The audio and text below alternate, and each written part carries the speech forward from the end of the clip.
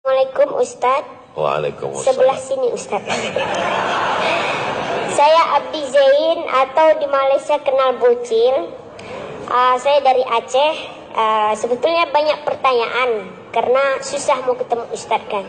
Tapi kalau saya tanya semua nanti Ustaz nggak pulang-pulang. Pertanyaan saya yang pertama, saya selalu lihat ibu saya setiap saya pulang Jumat, dia selalu baru sholat zuhur. Setiap saya pulang Jumat selalu sholat zuhur. Mak, kenapa tunggu saya? Saya bukan tunggu awak, tapi tunggu habis orang Jumat pulang. Ya. Sebenarnya setahu saya sehabis azan baru zuhur, ya kan? Nanti kalau saya lambat, mak tak sholat pula, gitu kan? Ya. Oke, itu yang pertama. Yang kedua, saya selalu lihat kawan saya setelah kepergian emak dia selalu macam bercakap. Ini pertanyaan dari dia lah. Dia selalu tanya, mak apa kabar? Mak, saya mau kerja dulu. Sekali itu saya tegur. Sebetulnya rasanya kurang baik. Untuk meyakinkan itu, macam mana pandangan Ustadz yang Ustadz tahu? Terima kasih. Assalamualaikum. Waalaikumsalam warahmatullahi wabarakatuh. Dulu masa di kampung, selepas balik sembahyang Jumat, masuk ke rumah, baru mak saya sembahyang zuhur. Jadi bukan mak tuan saja, mak saya pun begitu juga. Dari mana mak-mak kita ni dapat kaji ni? Dari guru-guru dia. Sebab guru-guru dia dalam mazhab Syafi'i ini ihtiyat, kehati-hatiannya tinggi. Tuan-tuan guru sekarang berkata, bila waktu zuhur dah masuk, sembahyang zuhur lah. Tapi ulama dulu takut dia. Sebab masa itu jam belum ada lagi, tengok matahari kadang-kadang mendung. Dari mana supaya yakin 100% bahawa zuhur sudah masuk, balik mereka sembahyang Jumat baru. Tapi zaman sekarang terbalik. Bila puan tunggu laki dia balik sembahyang Jumat, tak balik-balik sebab dia minum kopi dulu. Zaman dah berganti, zaman dah berubah. Jadi sebenarnya hukum asalnya macam mana Ustaz? Hukum asalnya bila dah masuk azan maka boleh solat zuhur. Guna azan itu dua. Pertama, masuk waktu. Kedua, memanggil orang, menjemput orang datang ke masjid. Tapi, mana tahu puan nanti pergi ke Madinah, pergi ke Makkah hari Jumat. Sebenarnya perempuan tetap salat Jumat. Perempuan yang salat Jumat tak wajib. Tapi bila dia salat Jumat, maka fardu zuhurnya sudah gugur. Rupanya puan sampai ke Madinah hari Jumat. Sampai airport hari Jumat. Terus saja ke hotel. Nak datang letih atau nak tunggu kunci koper segala macam. Dia dengar azan. Allahu Akbar, Allahu Akbar. Terus saja dia salat Jumat. Tidak sah. Sebab azan pertama di Makkah Madinah belum masuk waktu. Azan pertama hari Jumat di Makkah Madinah. Maka kalau tuan pula yang lelaki nanti solat Jumat di masjid Makkah Madinah, azan pertama saya tengok dia tegak. Awak sembahyang apa? Sembahyang Qobliyah Jumat. Mana ada Qobliyah sebelum masuk waktu? Makkah Madinah, bila masuk waktu, azan kedua. Maka yang paling kuat menunjukkan waktu dah masuk bila dia balik.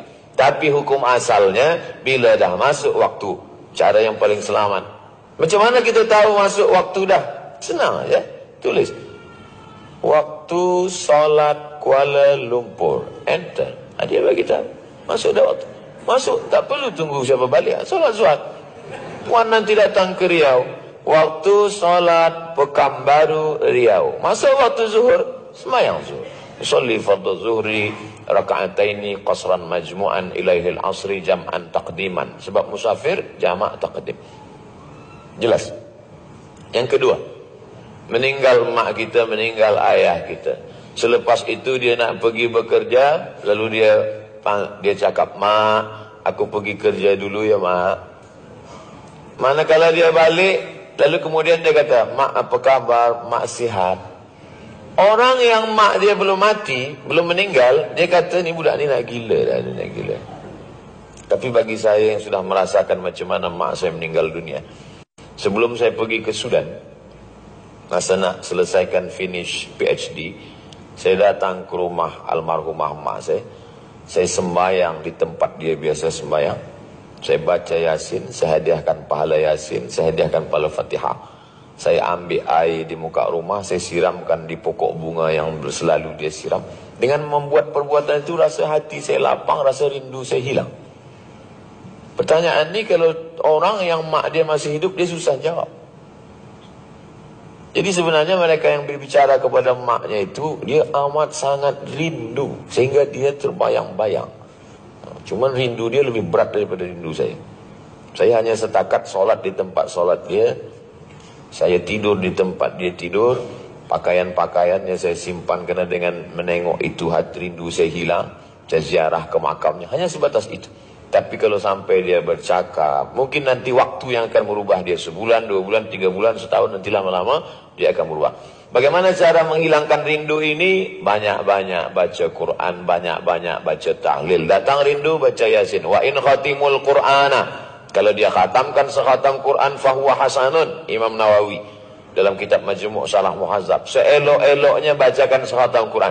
Datang rindu, kawan tu jangan suruh lagi dia bercakap-cakap gitu, takut nanti dia disesatkan syaitan terus ikut. Datang rindu, buka Quran, baca Quran. Saya tak boleh baca Quran, baca Yasin. Tak boleh baca Yasin, baca Fatihah. Tak boleh baca Fatihah, matilah. Sejak untuk almarhumah ma'al Fatihah. Beli beras, beli minyak, beli gula, beli semua, masukkan ke box, antar ke fakir miskin untuk wakaf almarhumah mak. Nampak masjid yang belum selesai, datang, tanya pengetua pengerusi masjid, apa yang perlu saya tolong. Pergi ke kampung-kampung yang susah, tolong.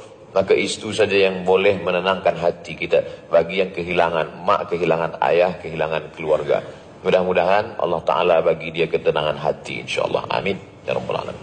Wallahu a'lam. Assalamualaikum Ustaz.